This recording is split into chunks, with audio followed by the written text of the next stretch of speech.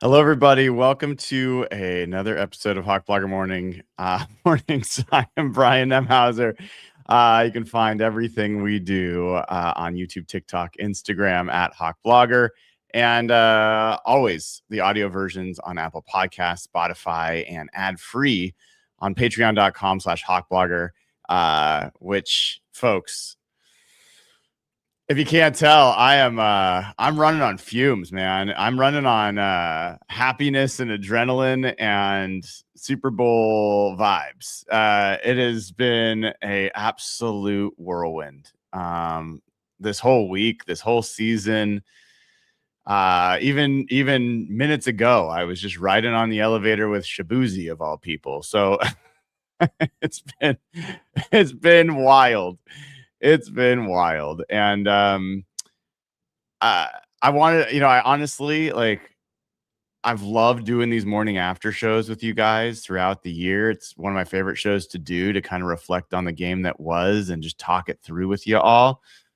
I was really debating. I was staring at the pool in the hot tub. I've got to hop on a flight back to Seattle in a few hours. And I was like, man, maybe I'll just do that. But honestly, I wanted to come on here. I feel like it wouldn't have felt right to not put the period on the end of the sentence by hanging out with you all this morning and talking about this game and sharing our collective experiences. So I'll do my best to monitor chat, answer questions, whether they're super chats or not.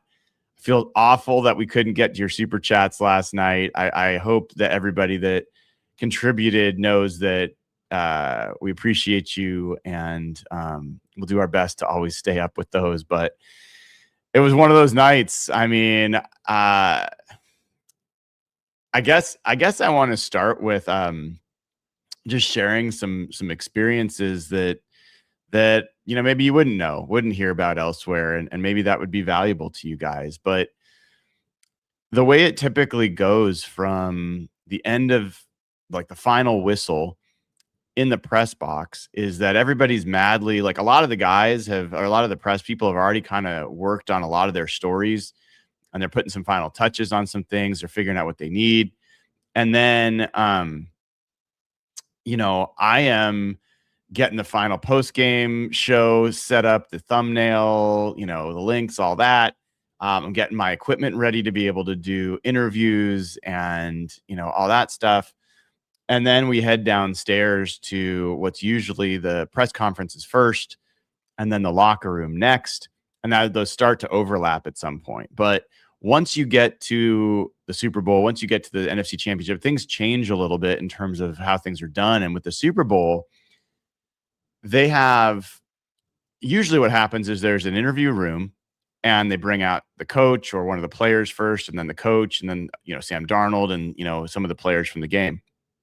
Well, for this, they had the coach and I think Ken Walker, the MVP, in the interview room, but then they were leading guys out, Julian Love and Derek Hall and folks like that, into a totally separate area that was kind of outside, almost outside the stadium. I think they had podiums set up.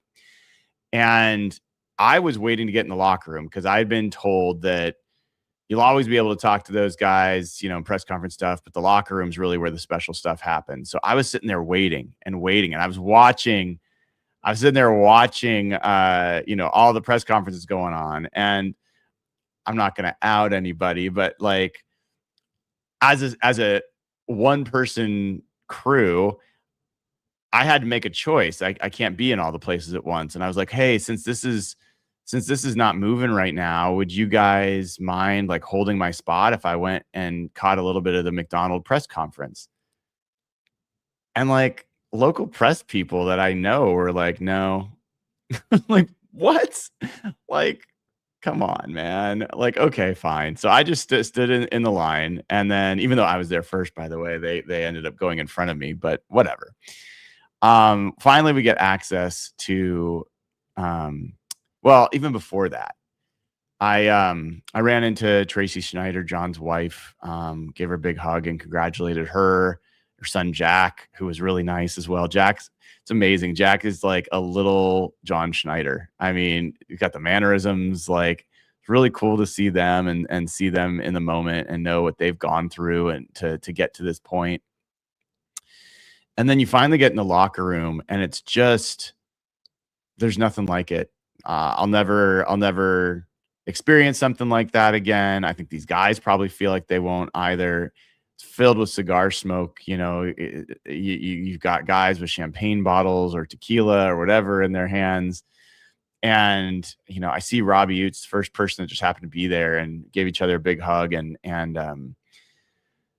was great catching up with him. I'm not going to share all that we talked about, but it was rough for him to not be able to play in this game. And we talked for a little bit. I had a chance to check in with Justin Outen. And by the way, if you are a Patreon member, or if you just listen on Apple Podcasts or Spotify or any of the audio places, I posted the locker room audio this morning. You're going to want to check that out. I mean, there's some really, really cool moments in there. And talk to Justin Outen, talk to Gray Zabel and Charles Cross together, talk to Nicky Minwari, who called his shot that the Seahawks are going to repeat next year. Talk to DeMarcus Lawrence and Torrey Horton, and Torrey was like, watch out, I'm coming next year. And talk to Nolan Teasley, the assistant general manager, and on and on and on. I mean, Byron Murphy, it was fantastic. Drake Thomas. And so just kind of going up to these guys, and for normal reporters, like, the appropriate thing is you're just asking questions and you're interviewing and you're keeping appropriate emotional and whatever distance, right? Like, but that's not who I am, and that's not how I cover this team. And I think they know that. I know that. The reporters know that. And so, I'm giving these guys hugs. I'm congratulating them. We're experiencing it together. And I was able to also, like, I don't know if this matters to you guys or not, but I try to convey to those guys, mostly off mic, but that I know that they care about everyone in the locker room and what they're doing for themselves and for their brothers and for their families and all that. But I try to convey to them how much gratitude there is outside the locker room for what they did, for the sacrifices they've made, for the contributions they've made, for what they did for the city, for this fan base, because I don't know that anyone else really does that. Like, certainly not other reporters. That's not their job, and it wouldn't be appropriate for them to. But I feel it from all of you. I know how grateful you are for this season that's just happened. I know how much it means. I've seen so many heartfelt messages from all of you about what it means for the Seahawks to be Super Bowl champions again. I mean, I don't know when the glow from that will fade, but it's not going to be anytime soon. Yeah, I mean, they will never take that away. You can never take that away. And there's none of this, you just did one, that was a one-time thing. There's none of this. Yeah, but you guys had that humiliating loss. That's just washed away. Doesn't matter. Like, yeah, the Pats got us 10 years ago, 11 years ago. Got them pretty good yesterday. And I'll take today over yesterday anytime. So, got to spend that time going around that locker room, front office, scouts, players, coaches, Justin Hines, Carl Scott, like, I mean, just on and on. And I would have stayed in there for a long time, but I also knew I had to get the post-game show done. So, was able to get out there and hang out with Evan and Nathan for a little bit, which was great. Meanwhile, my son and Jeff and Rob, they're all making their way somewhere. My son's there on his own, essentially having to fend for himself to get out of that stadium. I can only imagine what that was like. And it's a little bit, it's a minor sacrifice. So I'm not looking to get any sympathy for it, but to not be able to celebrate with my son and with my friends, that's my only, like, regret. And I would cautionarily call it, like, use, it's a stretch to call it a regret, but I wish I could have done that. But anyway, so we do the post game show. I get onto the field and pick up as much confetti as I can, which, by the way, it was all wet. I don't know if it rained or it was from like champagne or what it was, but it was all wet and like sticking together. So I don't know if the confetti I'm going to bring home is even going to dry out and be usable, but hopefully it will be.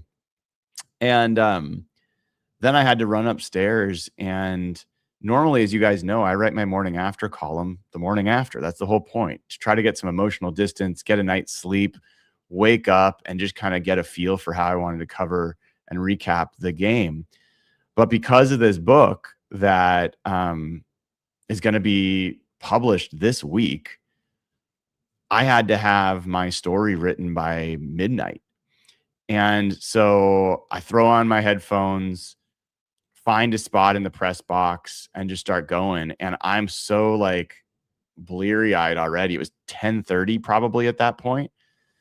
And I start writing, and it's like I write a sentence and I delete it. And I write a sentence and I delete it. And I write a paragraph and I delete it. I was like hitting writer's block, and it was like, uh-oh.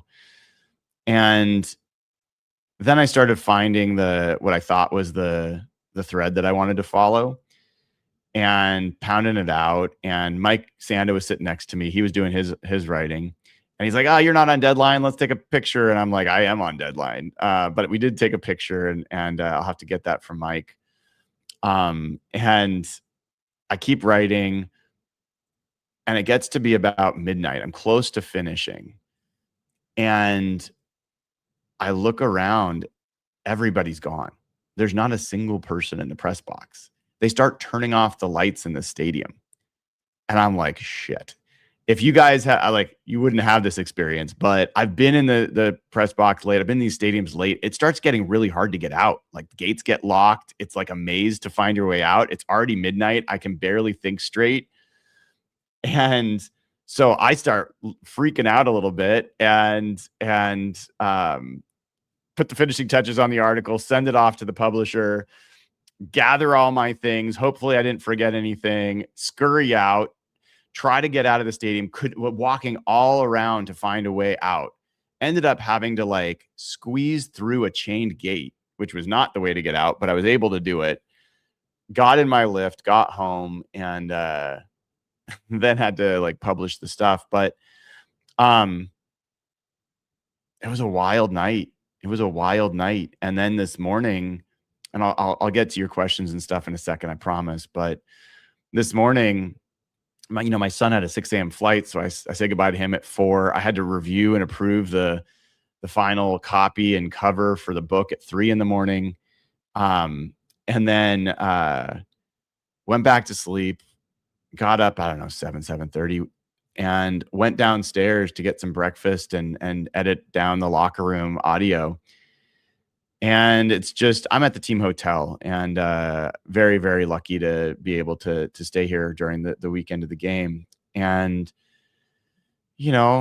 talking with players and coaches and their families and staff members who are just, there's people behind the scenes. And I understand why John Schneider always talks about them, because there are people that make this organization go, whether they're winning or losing, that are just absolutely amazing people. One of the people I'm thinking about is Connie Kate. Connie's fantastic. She does so much for that organization, and she always has a smile on her face. She takes on so much. And for her to like be there with her daughter and getting to know her daughter a little bit, and talking to Danny, the head athletic trainer I met, and his son, and just being able to share in the moment with all of them. And it was so cool. It was so cool to see the morning after, and literally. And if you don't know, like, the team does a party. They did the party right next to the team hotel. I'm not invited to that, nor should I be.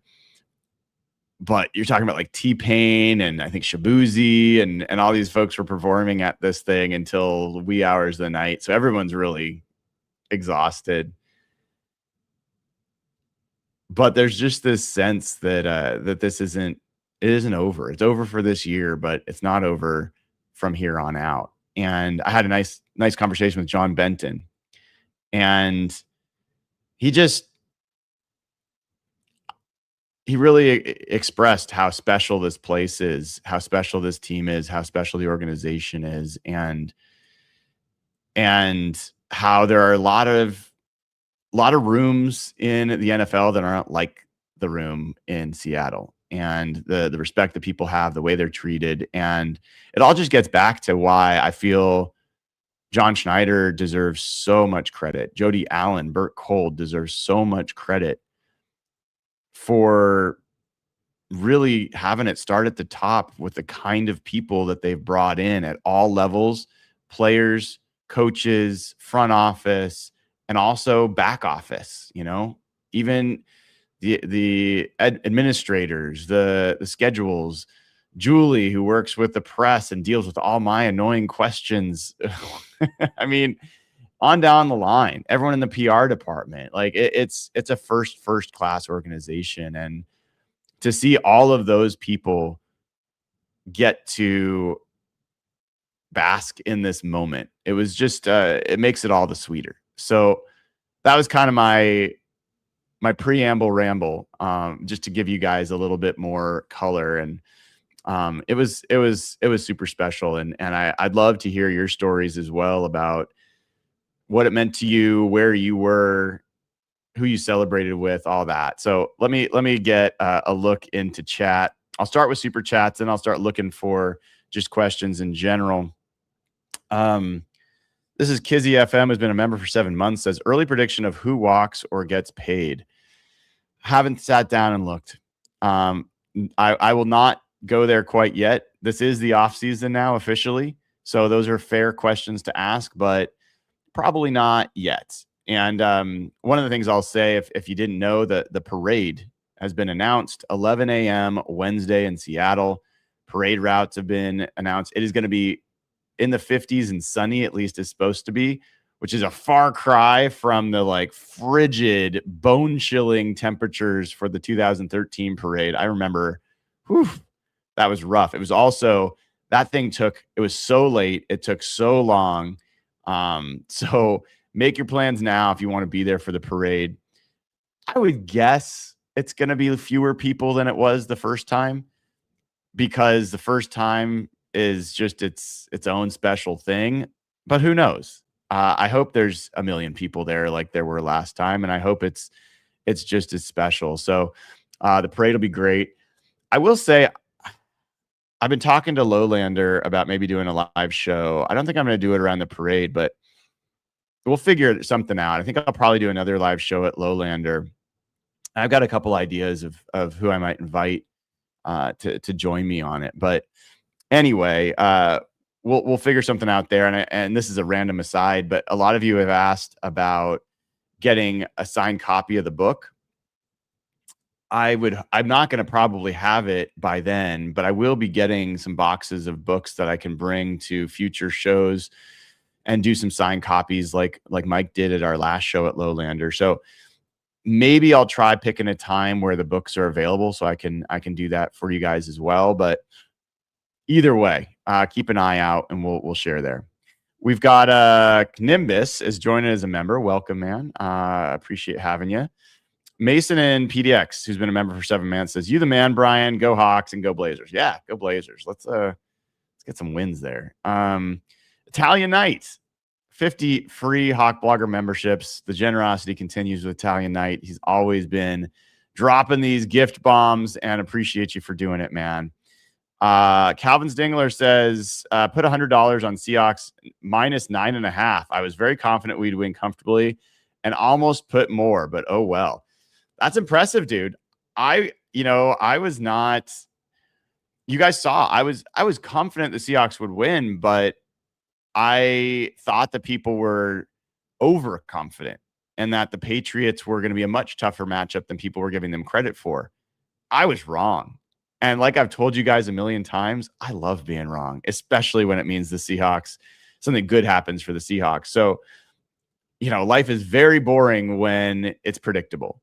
And I do this show. I cover the team in some ways because I like to get a really good feel of what I think is going to happen. And honestly, if you look back over the course of the season and my tail of the tapes, and you look at the key to the wins for the both teams in all those games, I think my track record is pretty good this year. In this particular game, I actually haven't looked back at what I wrote, but I still feel like the keys to the game were on point.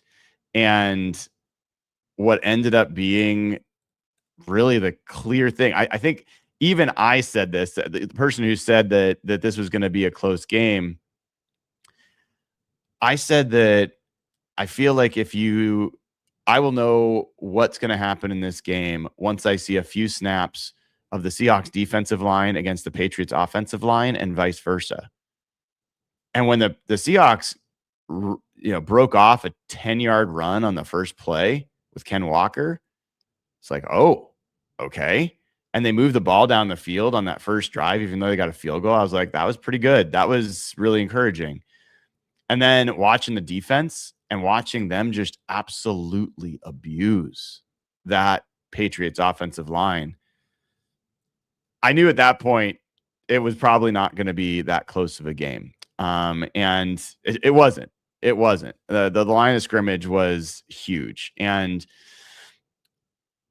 I wrote in my tail of the tape, trenches and QBs will decide the Super Bowl. And that's kind of an obvious thing to say, but that sure as heck was the case.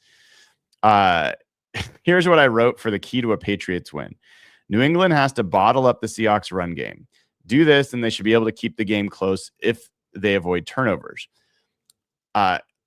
They also need May to play a clean game. He cannot be the source of turnovers and negative plays. Well, that did not work out. Key to a Seahawks win. Seahawks' ability to rush the passer is critical. This has been an uneven aspect of the team. Creating pressure without getting to the QB won't cut it this time. They have to both contain May as a runner and hit him as a passer. They will win if that happens. I think that holds true. So might have gotten the score wrong, but I think I did all right on the rest. All right. Let's see. OEL says, from someone who has followed Darnold since his Jets days, this is the ultimate storybook ending for his QB journey. From the depth of hell all the way to the heights of heaven. What a story, man. Yeah, I know I didn't do it justice with my morning after column because, I mean, I could have written it about Sam Darnold. I could have written it about Mike McDonald. I could have written it about Leonard Williams. John Schneider. On down the line. Cooper Kupp, Ernest Jones, Jackson Smith and Jigba, Gray Zabel. There's so many stories to be told with this team. And how exciting, how great was it for Uchenna Nwosu to get that pick six to clinch it? I mean, Chenna's a great, great dude, great part of that locker room, a great player. I think his return to this team this season was such an underrated part of what really completed that defense. And for Derek Hall to get the sack in both halves and the strip sack, so happy for that guy. I still think that guy's got a 15 sack season in him. I do.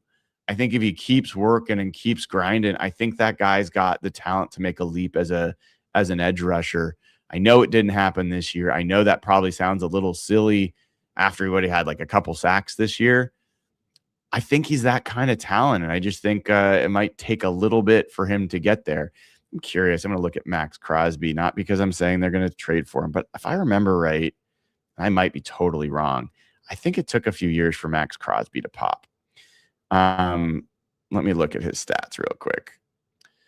So his first season, he had, oh no, he had 10 sacks as a rookie. I am not remembering correctly. Then he had 7 and then 8. So ignore the Max Crosby comp, but that's pretty funny. Oh my gosh, we got a couple more super chats coming in. I'll get to some other questions in a second. Jacoby says 8-24-25. I made bets for the Seahawks to win the NFC West, win the NFC Conference, and win the Super Bowl. LFG, what a season, and team. Thank you for your hard work, Brian. Well, appreciate that from you, man. And congrats on your booty, your prize. D-Cut says, thanks, Brian, for the year, your coverage, given the untalked about franchise, a voice for us all. Hats off to you. Hats off to Seattle. Run it back. Love it. Thank you, man.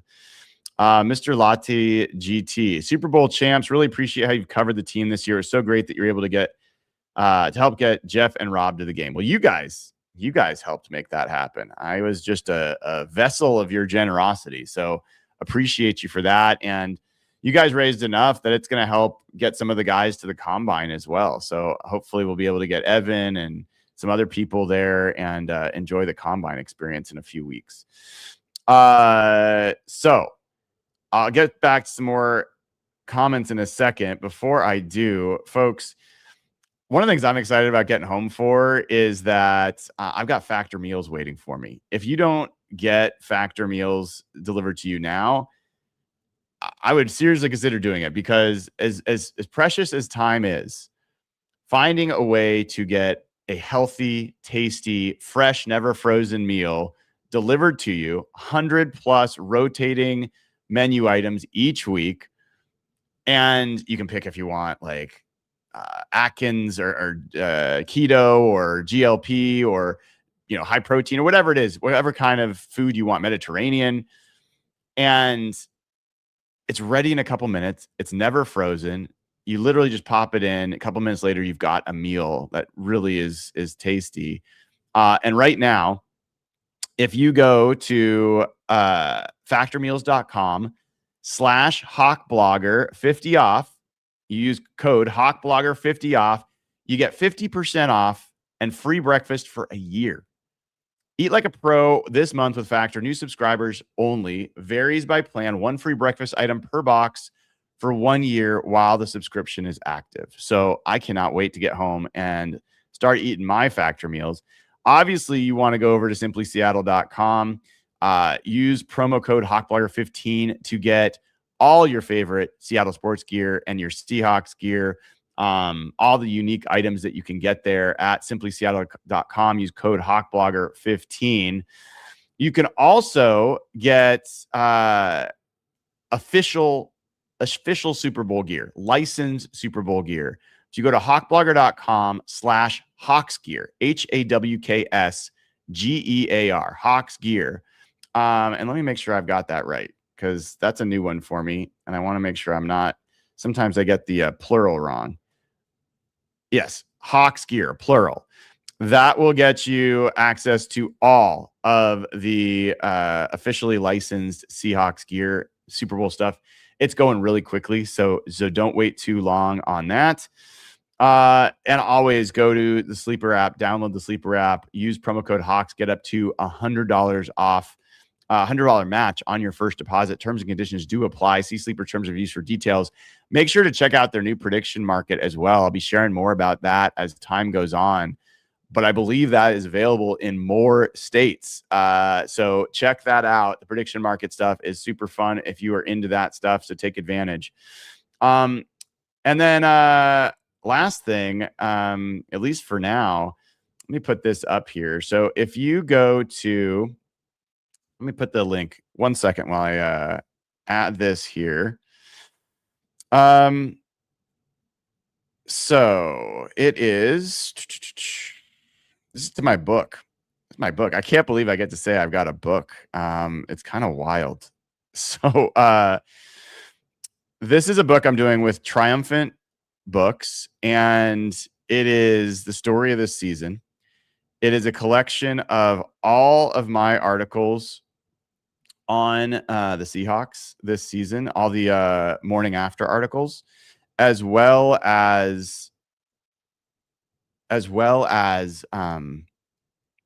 a couple of my feature articles, my articles on Mike McDonald and on John Schneider and other things. So it's really cool. I'm excited about it.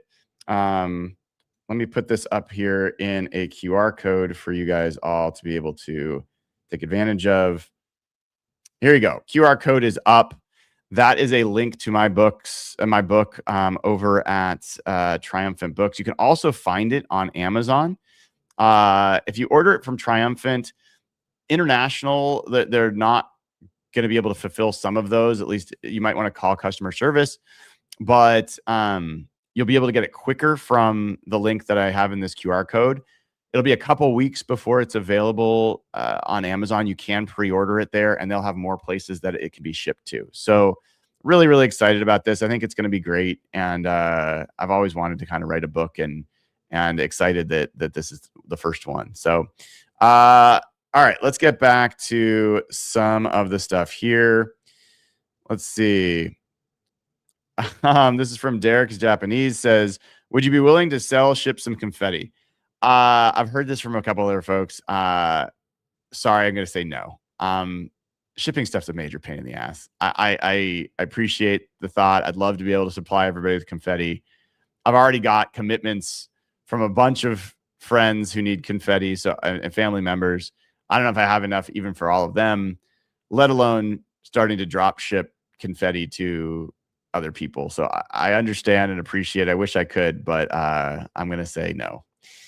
What I might do, I will say this, depending on how much I have, what I might do is for books that I sell in person that I sign, I may include a single piece of confetti in special copies.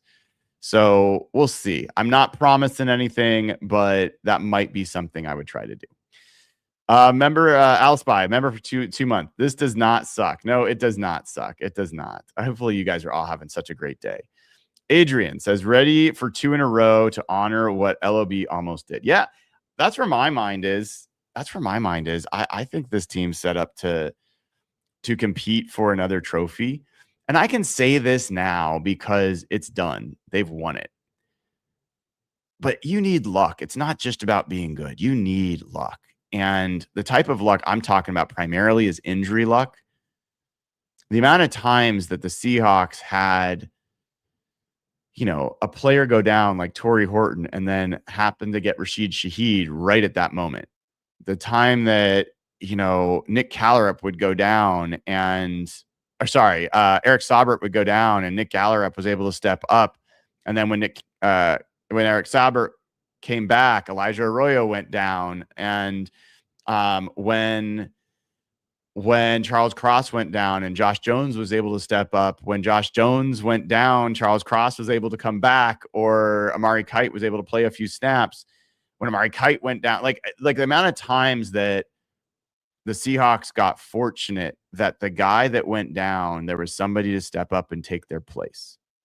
It doesn't happen every year. It just doesn't. Some of that's depth, which obviously like Ty Okada, Drake Thomas taking over for Tyrese Knight taking over for Drake Thomas, or Ernest Jones, I guess it was.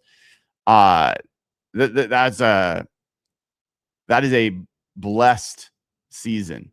And that's not about, yes, you can claim preparation and strength and conditioning and all that, which, by the way, there's all these weird Ivan Lewis truthers out there that think that he's been some problem. But I think the team is pretty damn healthy. Anyway, setting that aside,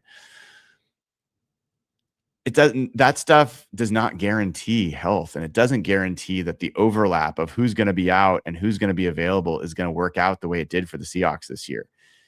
I was noticing it along the way, and I'm superstitious enough to not mention that, because health is just one of those things that can absolutely derail a season. And the Seahawks are pretty fortunate. They had injuries this year. It was just the timing of them and the way that they symmetrically lined up that was incredibly fortunate, along with the fact that a lot of guys stepped forward. I said I was going to get to non-super chats, but all these new super chats keep coming in. So let me keep responding to these. Legion of 12s. How did Riley Mills do other than the sack? He did all right. I actually interviewed him in the post-game locker room. That's in the locker room audio I posted. And he said that he made a promise to himself that he wasn't going to think, he was just going to go out there and play. And I also talked to him about, while this is the end of the season for everybody, it's got to feel like the beginning for him in a lot of ways. He's just getting back. And he talked about how it just felt full circle and appropriate to have hurt his knee about a year ago on a sack in the playoffs, the college football playoffs, and then finish this year on a sack as he's getting healthy. I think that guy is potentially Zach Allen-esque, waiting to be added to what's already a draft class that includes Gray Zabel and Nicky Manwari and Elijah Arroyo and Torrey Horton and Robbie Oots. It's a special crew. It's a really special crew. And the fact that he could be part of it is, I think, one of the potentially biggest untold stories going into this offseason that we will spend some time talking about. Detail-oriented Bobby says, Brian, I just want to say thank you from the bottom of my heart. I know you diffuse praise, but you're truly one of a kind. I provide so much value to all of us displaced fans. You're the best. That is very nice of you, Bobby. I appreciate you, man. Matt and Beaverton, I was almost numb after the game. It didn't get to me until the moment I saw the clip of Derek Hall down on his fist, shaking with emotion, thinking of his journey. I broke down and wept with joy. I love that, man. That's awesome. OEL says, Brian, it was very important they won now because it's very difficult to get back to this point every season. It is. It just is. I mean, every time the Seahawks have won a Super Bowl, think about the fact that it is required beating a team that is unbelievably talented. I mean, that 49ers team in 2013 were just vicious. They were stacked with physical, just gladiator players, and Patrick Willis and Navarro Bowman and Justin Smith and on down the line. It was just a really, really physical team, and the Seahawks were able to get by them and then cruised in the Super Bowl. This year, that Rams team, they were every bit the Seahawks equal in overall strength of team, but the Seahawks were just a little bit better. And Rams fans will disagree with that, but the Seahawks took 2 out of 3 and definitely could have won 3 out of 3 if a little bit of things changed. So the Seahawks are a little bit better than the Rams, but think about how bad Drake May looked as a runner-up MVP and how much debate there was about who should be MVP, and then compare how Matt Stafford has performed against this defense versus Drake May. I mean, Sam Monson, I don't know if you guys follow Sam at all. He's been part of this show. He's on the show this week on Radio Row. He's been getting death threats. People have been coming after his wife, his kids, because he voted for Justin Herbert for MVP, and it cost Drake May potentially an MVP. And I'm not here to debate whether Justin Herbert should have gotten a vote. I tell Sam, and I did tell Sam I wouldn't have voted that way, but whatever. He made his vote, and he published his vote. But he tweeted last night, feeling pretty good. Like, yeah, I don't feel like I should have voted for Drake May for MVP, and I think I look pretty smart for not voting for Drake May. I think Sam deservedly is going to get a little bit of relief, I hope, because he's an excellent guy and nobody really deserves what he's been experiencing. All right. Yeah. So every time I think I get done with Super Chats, there's more that come in. So let me get some of these in here. Legion of 12s, what's your thoughts on the draft and making it back next year? Thanks for all you do. Really enjoyed your coverage of the team. Where does our team rank DVOA of all time? I have done zero work on the draft. I will be at the combine in a couple weeks. I will probably start thinking about the draft next week. I doubt I'll do any draft stuff this week. And honestly, if my draft coverage this year is mid, I'm okay with that. We'll have fun with it. We'll cover it. We'll talk to hopefully Dane Brugler and other people and people I respect. We'll get their opinions and we'll do what we do. I wouldn't be shocked if the Seahawks trade their first round pick too. I wouldn't be surprised if they trade. I wouldn't be surprised if the Seahawks go hard after Max Crosby. Would not be surprised. And doesn't mean they're going to get him because they've tried to get him before and they've been rebuffed. But we'll see. Like, I think the Rams, it wouldn't shock me if they use a couple. Now, I don't exactly understand why the Rams they'd have to trade a couple first and maybe like Byron Young. If they did that, then maybe they could get Max Crosby, because I don't know, like, do you really need another edge? But whatever. We'll find out. The 49ers, they should go hard after Max Crosby potentially, but I don't think they're Max Crosby away. As good as he is, I don't think they're Max Crosby away. So I'll do my best on draft coverage. We'll have some fun with it. I'm going to need some downtime, folks. So just know that I'll be taking some time for myself, for my family, to make sure that I keep my tank full. Doing this show 365 days a year usually is not a hard thing, and I don't mind it. That's why I do it. But I never want to burn out. So then I'll just be done with it. Like, I want to try to make sure I keep a sustainable pace. This has not been a sustainable pace the last month. I'm on E. So I'll make sure I'll do my best I can on draft coverage, but talk again soon. As far as where we rank DVOA of all time, I think I saw this morning from Aaron Schatz that this was the 4th best team in NFL history in DVOA. I think I can pull that up real quick. Let me do this. Aaron Schatz. And where did he put it? The top DVOA teams since 1978, including the playoffs. The 1991 Washington Redskins at 53.9% DVOA. The 1985 Bears, 52.3%.